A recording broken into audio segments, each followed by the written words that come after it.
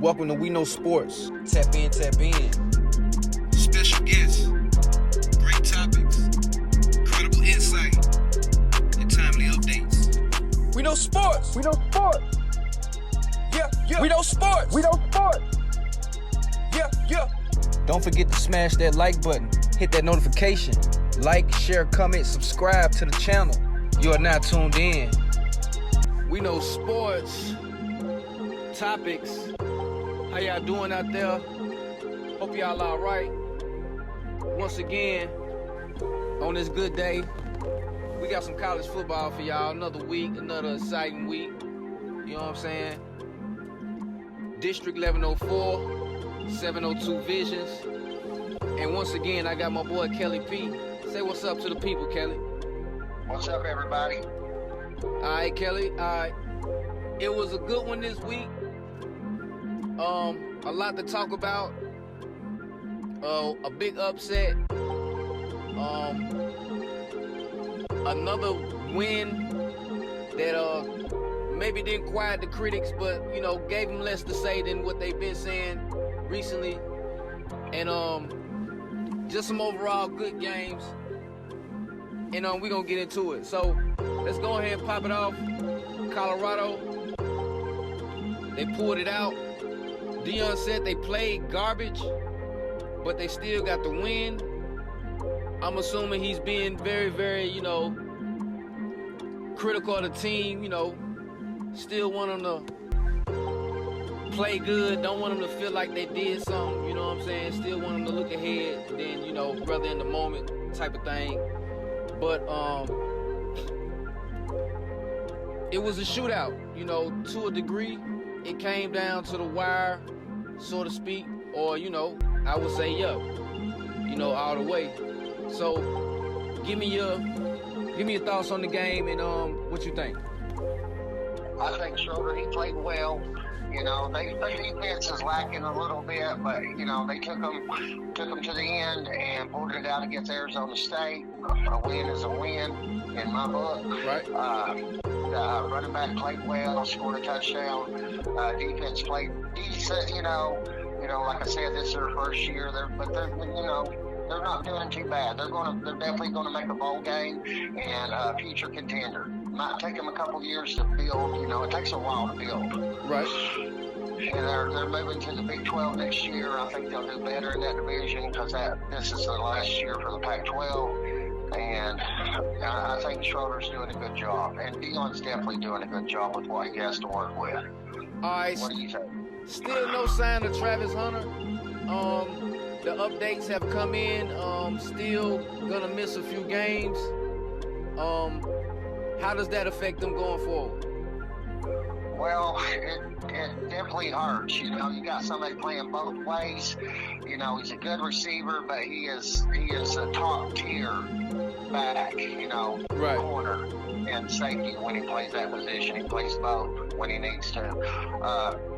Without him, they had to struggle against Arizona State, where Arizona State, felt, more free to pass, you don't throw Travis's way if he's in the game. So, the guy that was filling in for him, had to defend more passes. So, Right. Travis Hunter, without him, you got to play harder. Most definitely. He's a stud, no doubt. I just want to see him back on the field and really see what the team can really do. But they do have an easy game coming up this week. They play Stanford. Stanford's not what they used to be, so I see them easily with another win coming this Saturday. Okay. Now, getting the win this past week with Arizona State, where does this put, let's say, Schroeder? Let's just talk about Schroeder for a second. Where does that put him? This is a nice sample size of what he can do against competition in the college. You know what I'm saying? So just giving a prediction and based off what his stats actually is, what does this say about Schroeder this season? Well, right now he is in passing yards. He is #1 in the country. His completion percentage is pretty good. There's a few critics that's giving him a hard time about taking sacks, but overall, I think he's really well. I'm going to stick with my prediction of 7-5 or 8-4. 8-4 being the best, and then a really good bowl game. And I think he has a future. I think he's projected to go in the first round, and I don't think he's going to stay. So this would be one and done with Colorado. But I like him. I think he can develop. He'll get more development in the NFL, and I think he's a future really good quarterback, possibly Hall of Fame. His dad was, so I don't see why he can't be. Agreed. Now, I want to hit on one thing you said. Critics are starting to talk about how he takes sacks. Can you elaborate on that, break that down, and what specifically is that saying?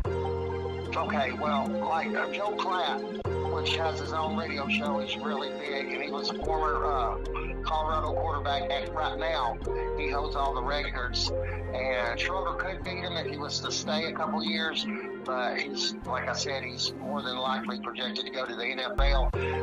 Joel said he's taken sacks. He's been sacked 25 times this year, which he's played really stiff competition. Most of those sacks, 30-40% of them came in the Oregon game, where he didn't do so well, because they were on him. But against USC, he yard for yard with Heisman Trophy winner. So I don't know if it's just, Joe Klatt being jealous and the others, but regardless, he's doing really well to step up from the division he was in, which was still Division 1, but the competition wasn't near Way steep. different. Yeah, way different. So he's doing really well, USC's a good team. They got Caleb Williams, like I said. He's putting up better numbers than he did last year when he won the Heisman. All the other good teams, Oregon and Washington, had a bye week. They actually meet this Saturday. Oregon and Washington, number 7 versus number 8. That's going to be a must-see for everybody. Yeah, it's going to be a big game in the Pac-12. Big game. Big game.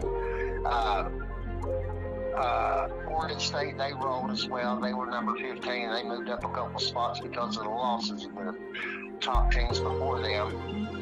And that's about it in the Pac-12. All right, one more thing. Give me the same assessment with the same,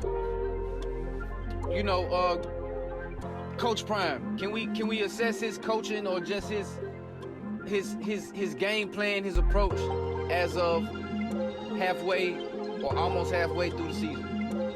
Yeah, we are halfway. I give him a good B+, A-. I think he's doing a really good job. Against USC, I give him an A+, even though he lost that game. He played, a team that's supposed to be projected to possibly go to the top 4 in the playoffs, and he took them to the end. Not so well against Oregon, but that game I give a C. But overall, I give a good B+, A- because of what he's working with. He has some top-tier talent, but, he only has a handful of them against teams that have, half their roster's top-tier talent. So, it's definitely, I give him an A. All right, moving on. You are now watching 702 Visions. Shout out to y'all boys, man. I ain't hard to find. Get at me. 702 Vision. District 1104.